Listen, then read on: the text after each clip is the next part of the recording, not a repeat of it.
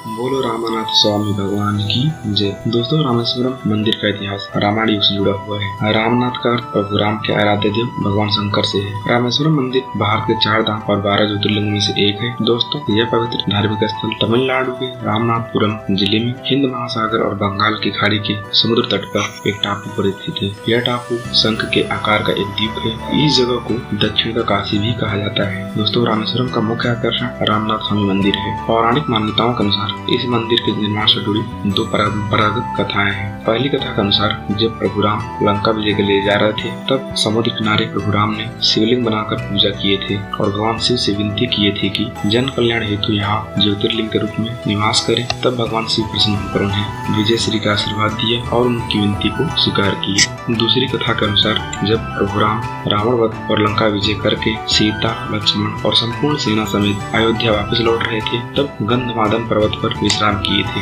तब वहाँ ऋषि मुनियों ने बताया कि उन पर रावण के वध का, जो कि एक ब्राह्मण कुल का था, ब्रह्म हत्या का दोष है। तब प्रभु राम द्वारा इसका निवारण के उपाय पूछे जाने पर ऋषि मुनियों ने उन्हें ज्येष्ठ शुक्ल दशमी को शिवलिंग स्थापित करके उनकी पूजा करने के लिए कहा। इसी से ब्रह्म हत्या का दोष दूर हो सकता है। तब प्रभु राम ने हनुमान जी से शिवलिंग लाने के लिए कहा। तब हनुमान जी कैलाश पर्वत पर गए, लेकिन वहाँ उन्हें भगवान शिव का दर्शन नहीं हुआ। तब हनुमान जी वहाँ पे तप करने लगे और यहाँ पर शिवलिंग स्थापित करने का मुहूर्त बीता जा रहा था। इसलिए माता सीता ने बालू से शिवलिंग का निर्माण कर प्रभु राम को दिया और शिवलिंग स्थापित किया गया।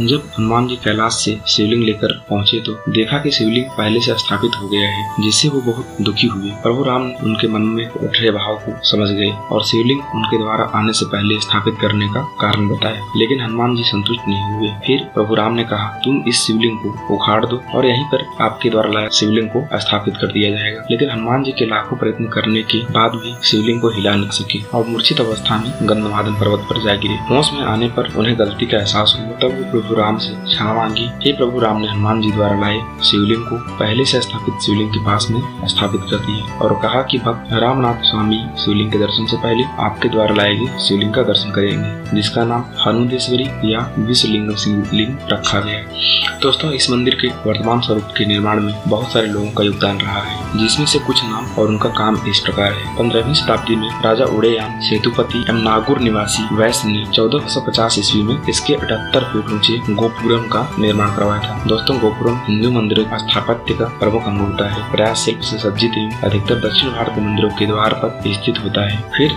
16वीं शताब्दी में मंदिर के दक्षिण में दूसरे हिस्से का दीवार का निर्माण तिरुमलई सेतुपति ने कराया था। मंदिर के द्वार पर ही तिरुमलई एवं उनके पुत्र की मूर्ति विराजमान है। 16वीं शताब्दी में मदुरै के राजा विश्वनाथ नायक के एक अधीनस्थ राजा उदयन सेतुपति कट्टेतेश्वर ने नंदी मंडपम का निर्माण कराया था। माना जाता है कि वर्तमान समय में रामेश्वरम मंदिर जिस रूप में मौजूद है, उसका निर्माण 17वीं शताब्दी में कराया गया था। मंदिर के निर्माण में सेतुपति साम्राज्य के जफाना राजा का योगदान महत्वपूर्ण था। यह मंदिर 1000 फुट लंबा और 650 फुट चौड़ा है। माना जाता है कि रामेश्वरम मंदिर के निर्माण में लगे पत्थरों श्रीलंका से नाव द्वारा लाया गया था, क्योंकि जिस पत्थर से इस मंदिर का निर्माण हुआ है वह पत्थर आसपास पाया ही नहीं जाता है। यहाँ उत्तर दक्षिण में 197 मीटर एवं पूर्व पश्चिम में 133 मीटर उपस्थित गलियारा विश्व का सबसे लंबा गलियारा है। इस मंदिर में उपस्थित 22 कुओं को भगवान राम ने अपने अमोघ बाणों से तैयार किया था। उन्होंने इन कुओं में कई तीर्थों का जल छोड़ा था। रामेश्वरम मंदिर के अंदर 22 तीर्थ हैं, जो अपने आप में प्रसिद्ध है। मंदिर के पहले और सबसे मुख्य तीर्थ को अग्नि तीर्थ नाम से जाना जाता है। रामेश्वरम मंदिर का प्रवेश द्वार 40 फीट ऊंचा है, जो भारतीय निर्माण कला की एक आकर्षक नमूना है। मंदिर में सैकड़ों विशाल खंभे हैं और प्रत्येक खंभे पर अलग अलग तरह की बारीक कलाकृतियां बनी हुई है। इस मंदिर का निर्माण द्रविड़ स्थापत्य शैली में किया गया है। मंदिर में लिंगम के रूप में प्रमुख देवता रामनाथ स्वामी यानी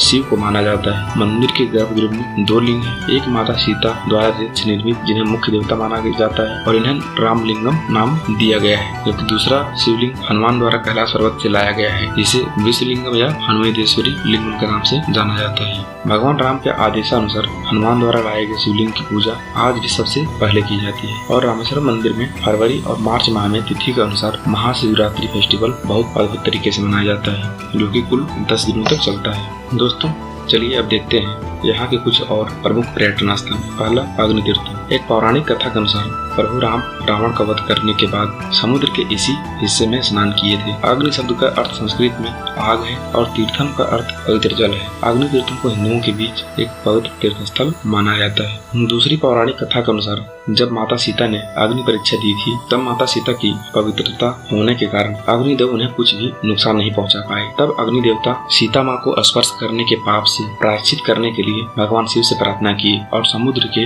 इसी भाग में स्नान किए थे। इन दोनों कथा के अनुसार अग्नि तीर्थ रामेश्वरम का एक सबसे लोकप्रिय पर्यटन स्थल माना जाता है। यह वही जगह है जहाँ मंदिर दर्शन से पहले और पवित्र 22 कुंड के जल में स्नान करने से पहले आपको स्नान करना होता है। दूसरा, गंधमादन पर्वत। दोस्तों, ऐसा माना जाता है कि प्रभु राम इसी जगह राम सेतु निर्माण का कार्य देखा करते थे और लंका विजय के बाद प्रभु राम इसी जगह पर विश्राम किए थे, जहाँ उन्हें ऋषि मुनियों ने ब्रह्म हत्या से मुक्ति के उपाय शिवलिंग स्थापित करने के लिए कहे थे। यहाँ दक्षिण भारत में पूजे जाने वाली देवी देवताओं के अनेक प्रतिमाएं हैं। यह मंदिर 2 मंजिला मंदिर है और यहाँ भगवान राम के पद चिन्ह है जिसकी पूजा की जाती है। यह रामेश्वरम का एक प्रमुख पर्यटन स्थल है और यहाँ सूर्यास्त और सूर्योदय का नजारा देखना अपने आप में ही बहुत मनमोहक होता है। पंचमुखी हनुमान मंदिर। यह मंदिर श्री राम भक्त हनुमान के अद्वितीय 5 अवतार के लिए प्रसिद्ध है। यह 5 मुख नरसिंह, गरुड़, अश्व, बानर और 12 रूप है।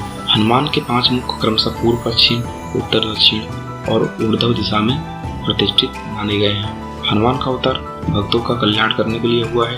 आप यहाँ दर्शन करके हनुमान जी का आशीर्वाद प्राप्त कर सकते हैं। धनुषकोडी रामेश्वरम का एक प्रमुख पर्यटन स्थल है। कहा जाता है कि लंका तक जाने के लिए पुल के निर्माण हेतु श्री राम ने अपने धनुष के एक सिरे से इस स्थान को चिन्हित किया था और फिर लंका विजय प्राप्ति के बाद विभीषण के अनुरोध पर अपने धनुष के एक सिरे से इस पुल को ध्वस्त कर दिया था।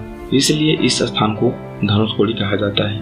धनुषकोडी को भारत की अंतिम भूमि के रूप में भी जाना जाता है और यहाँ पहुँचने के लिए जो सड़क मौजूद है उसे भारत की अंतिम सड़क कहते हैं। धनुषकोडी की इस सड़क से श्रीलंका केवल 31 किलोमीटर दूर है और रात्रि में श्रीलंका में जलने वाले लाइटों को यहाँ से देखा जा सकता है। साल 1964 से पहले यह जगह एक समृद्ध नगर हुआ करता था।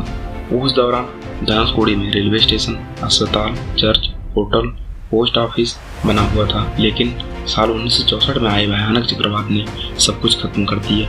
कहा जाता है कि इस दौरान 100 से अधिक यात्रियों वाली एक रेलगाड़ी समुद्र में डूब गई थी। तब से यह जगह सुनसान हो गई। धनुषकोडी से रामेश्वरम का रास्ता 15 किलोमीटर दूर है और बेहद सुनसान है। यहाँ किसी को भी डर लग सकता है क्योंकि इस इलाके को बेहद रहस्यमय माना जाता है। कई लोग तो इस जगह को भूतहा भी मानते हैं। शाम होने से पहले सभी पर्यटक रामेश्वरम वापस लौट जाते हैं। राम सेतु। दोस्तों, आस्था और हिंदू धर्म हमेशा से विज्ञान पे भारी रहा है। उसी का एक सटीक सबूत राम सेतु के रूप में मौजूद है। राम सेतु हमेशा से एक चर्चा का विषय बना रहा है और अनेकों बार इसके तथ्यों को जानने के लिए वैज्ञानिक इस पर रिसर्च करते रहे हैं और इसका रिपोर्ट यही पाया गया है कि यह कोई प्राकृतिक संरचना नहीं है और यह मानव निर्मित संरचना है। जैसा कि आप जानते हो, रामायण में इसका स्पष्ट विवरण है और नासा के सैटेलाइट से मिले फोटो ने इसे और भी पुख्ता साबित किया है। दोस्तों, साल 1964 में आए सुनामी के बाद यह सेतु समुद्र के ऊपरी सतह से बहुत नीचे हो गया है, जिसे आप साक्षात रूप में तो नहीं देख सकते, लेकिन राम सेतु शिला यानी कि जिस पत्थर से इस सेतु का निर्माण हुआ था आपको आसपास देखने को मिल जाएगा और रामायण का जीता जागता सबूत पूरी दुनिया के सामने मौजूद है। विभीषण मंदिर। इस मंदिर में श्री राम, लक्ष्मण, हनुमान, सुग्रीव, जामुन तथा विभीषण जी के बहुत ही सुंदर मूर्तियां उपस्थित हैं। यहीं विभीषण जी श्री राम की शरण में आए थे तथा यही उनका राज्याभिषेक भी किया गया था। पाम्बन पुल। दोस्तों, जैसा कि आप जानते हो, रामेश्वरम एक द्वीप पर बसा हुआ है और पाम्बन पुल एक मात्र रेलवे पुल है जो कि भारत को इस द्वीप समूह से जोड़ता है। यह ब्रिज 2.065 किलोमीटर लंबा है। इस ब्रिज को बीच में से 2 भाग में उठाया जा सकता है और समुद्र में चलने वाले अनेक जहाजों को आवागमन के लिए रास्ता दिया जाता है। ट्रेन यात्रा के दौरान इसका नज़ारा बहुत ही मनमोहक होता है। विलुंदी तीर्थम या सीता कुंड। दोस्तों, आपने कभी ऐसा सुना या देखा है कि समुद्र के बीच एक ऐसा जल स्रोत हो जिसका पानी मीठा हो। दोस्तों, ऐसी मान्यता है कि लंका विजय के बाद जब प्रभु राम सेना सहित वापस आ रहे थे तब माता सीता को पानी प्यास लगी, लेकिन आसपास कहीं भी कोई जल स्रोत उपलब्ध नहीं था। तब प्रभु राम इस कुंड का निर्माण किए, जो कि समुद्र के बीच होने के बावजूद भी इसका पानी आज भी मीठा है। Doctor APJ Abdul Kalam memorial. दोस्तों, यह जगह रामेश्वरम की प्रमुख पर्यटन स्थल में से एक है। दोस्तों, पूर्व राष्ट्रपति और दुनिया के सबसे बेहतरीन scientist doctor APJ Abdul Kalam द्वारा राष्ट्र उन्नति के योगदान की एक झलक आप यहाँ देख सकते हैं। दोस्तों, मिसाइल मैन के नाम से प्रसिद्ध इस महान इंसान की जीवनी और उनकी उपलब्धि की एक झलक देख पाना अपने आप में गौरवान्वित करने वाली बात है। दोस्तों, इसके अलावा भी बहुत सारी जगह हैं जहां आप रामेश्वरम में घूम सकते हैं। तो चलिए देखते हैं यहाँ पहुंचा कैसे जाए। रामेश्वरम देश का सभी रेलवे स्टेशन से डायरेक्ट या इनडायरेक्ट रूप से जुड़ा हुआ है। यहाँ रामेश्वरम नाम का एक रेलवे स्टेशन है। अगर आपको रामेश्वरम के लिए डायरेक्ट ट्रेन नहीं मिलती है तो दूसरा विकल्प मदुरई है, जिसकी दूरी रामेश्वरम से मात्र 170 किलोमीटर है। और सड़क माध्यम से आने के लिए आपको पहले मदुरई आना होगा, फिर यहाँ से आपको सरकारी और प्राइवेट साधन आसानी से मिल जाता है। अगर आप हवाई माध्यम से आना चाहते हैं तो पहले आपको मदुरई एयरपोर्ट आना होगा, फिर यहाँ से आप बस या टैक्सी से इस पवित्र धार्मिक एवं ऐतिहासिक जगह रामेश्वरम में पहुँच सकते हैं। वीडियो देखने के लिए धन्यवाद। प्लीज वीडियो को लाइक करें और ऐसे ही और वीडियो देखने के लिए चैनल को सब्सक्राइब करें। Thank you.